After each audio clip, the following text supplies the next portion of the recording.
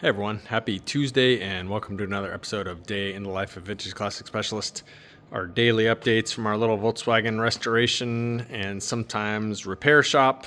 So why don't we get started? We actually pretty much just worked on two 67 Beetles today. So that one, which is of course a restoration, and this one is one that came in, that car that had been pretty much in the second owner family since, I don't know, it was like a couple of years old.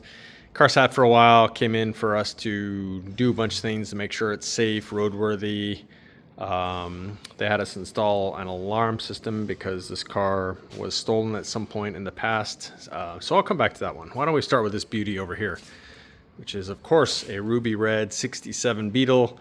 This thing is like that close to done. And so Rafa today went ahead and worked on this one, and just, yeah, like a lot of loose ends, no pun intended here, finishing up. So we went ahead and, per the owner's request, actually let me back up a little bit. So I installed last week, I think, a retro sound radio, which looks like a cool old school radio, but they're very modern in that they're digital, Bluetooth, etc., etc. Anyway, so we did install the speaker that they make in the stock location over there, but then the owner asked if we could go ahead and run some wires to the back in case he wanted to install speakers back there at some point. And so, yeah, Rafa went ahead and run those, all the way under the mats and carpet and stuff. I think they're just rolled up under the back seat. So whatever they want to do with those, they're there, available for them. And then, let's see here, some more work up front. So yeah, that was pretty much the last of the wiring that needed to be done. So once he finished that, he went ahead and put in, let me grab my flashlight out here.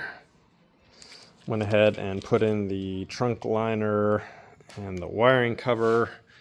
These, of course, both from our friends at Wolfsburg West. And these things look incredible. We use their wiring covers and trunk liners on pretty much every car we build around here because they look amazing. They go in really nice, and look at that, super clean now.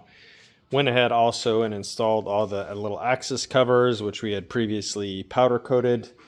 I do need to order him a spare tire. His wheel is somewhere. There's his wheel. Yeah, I need to order a spare tire so we can put that in, but this area up here is pretty much done. So some other odds and ends that he did today. Let's see here. Put the bottom covers on the seat. So these, I think 67's the first year they have this cover here that sort of cosmetically covers the bottom of the seat here where it meets the rails on the floor. So went ahead and installed those. Installed the springs, which kind of assist the seat to slide forward and resist sliding back, as far as adjustments concerned. Did those. Went ahead and installed the bottom of the back seat. We had previously installed the backrest of the back seat, but yeah, I went ahead and put that in. Let's see, I think for the interior of the car, I think that was it. So some little details still left, which we ordered today. Pedal covers there. Ordered him some outside mirrors, so those will be in the morning. As you saw, if you saw the thumbnail, went ahead and installed the hubcaps today. So these hubcaps, I don't remember if I showed these before I brought them to Chrome, but they were really, really bad. These hubcaps were terrible. And these guys are magic because these things look amazing. You would never believe these are the same hubcaps that I sent over there. And they all look as good as this one right here, if not better. Yeah, incredible job. It was not cheap. Chrome in general is not cheap, especially when they have to do a lot of metal work and stuff. And these were bad. They were really bad. So I've seen these guys do some pretty impressive stuff, but I think this is probably the most impressive work that I've had done as far as like the before versus after. Andre's Technical Plating in Anaheim or Fullerton, one or the other. You can look them up. Andre's Technical Plating. Good guys over there. Amazing work, especially if it's like a restoration type chrome job. They got another shop that they work with that just like total wizards with this stuff. Anyway, so there's those. Yeah, so Wolfsburg West makes 65 and down hubcaps that are beautiful. We put those on pretty much everything like that. But nobody makes a high quality 66, 67 only Beetle hubcap. You can get some from, I don't know, like, you know, some of the shops, CIP1, I don't know, J-Bugs, probably some of those guys have them. They're like literally 25 bucks a piece, and they look like they would cost 25 bucks a piece. Like, they're just really crappy looking. And I've heard they like fall off. They're useless. The ones for 65 and down from Wolfsburg West, these things are like 140 each, but I think they're every bit as good, high quality as the original ones that came on these cars. So these things are worth every cent for 65 and down. For 66 and 7, yeah, you pretty much, excuse me, got to either find a pair of original ones that are in good shape or find a pair of original ones and, excuse me, guys, pay a fortune to have them restored like this. But anyway, let's see what else. I think he also did a few minor things on the motor, added some decals for the air cleaner and the valve adjusting. I think there may be one other in here somewhere. I think he said he added 3. I don't know what the third one would have been. Maybe on the coil, although I thought that one was already on there. But anyway, yeah, I did some little things like change the length of these hoses just a little bit to make the routing a little bit nicer. And what else? Yeah, just a lot of little details like that. Finishing up. And so this car should be done here in days. The main thing left is to get it out of the shop, start it up, put some miles on it. So that will be forthcoming soon, maybe later this week. So keep your eyes glued to the channel, and maybe you will see that soon. So that was this 67. How about this 67? So I mentioned earlier that they really wanted an alarm system on this car, although I'm not 100% sure how effective they are. I guess you guys know the saying, if somebody wants to steal a car, they're going to steal it. And of course, I hope that doesn't happen.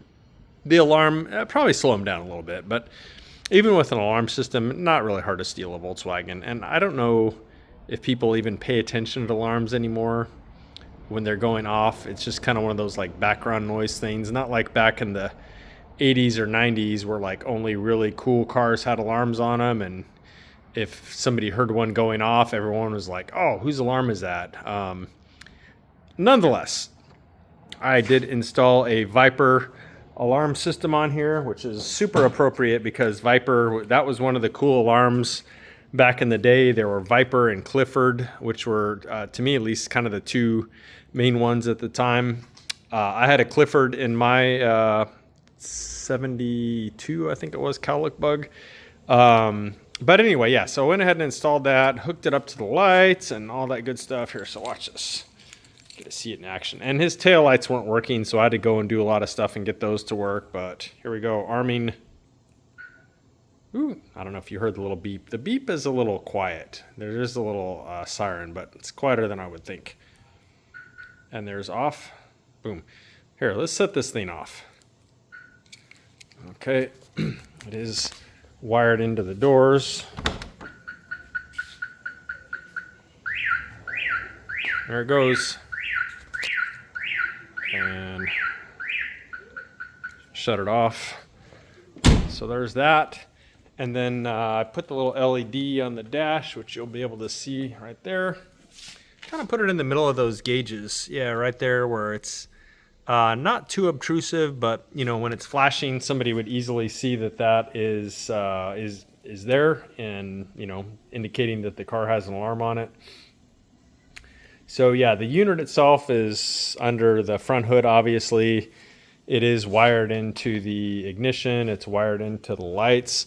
This car doesn't have front running lights since they deleted the stock ones. And then these little indicators here seem to be single filament only, so it only operates the rear taillights. I did also wire it in so that when the alarm is armed or when the alarm is set off, in either case, it does disable the ignition. So you got no power to the coil when it's armed or if it's been tripped. So yeah, a little added safety like that. But yeah, it was kind of fun installing it. I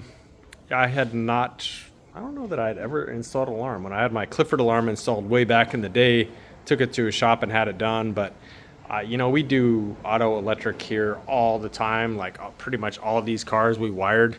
So yeah, it is relatively simple to install it. Just, slight learning curve as far as like what wires go to what, and kind of interpreting their instructions and doing some bench testing to make sure I understood what did what.